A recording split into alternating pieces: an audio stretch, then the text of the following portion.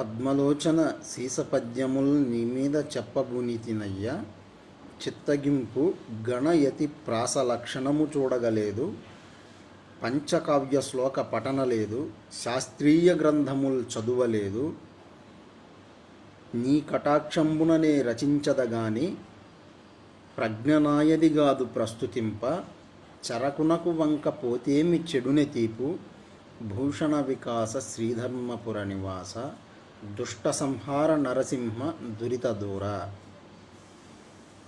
ఇది శ్రీ శేషప్ప స్వామివారు రచించినటువంటి నరసింహ శతకంలో ఒక పద్యం అన్నమాట. ఆయన భగవంతుణ్ణి ఈ విధంగా వేడుకున్నాడు, స్వామి నీ మీద పద్యాలు రచించాలనేసి అనుకున్నాను, గణయతి ప్రాస లక్షణాలు ఇవేవి చూడలేదు, శాస్త్రీయ గ్రంథాలు చదవలేదు, పంచకావ్య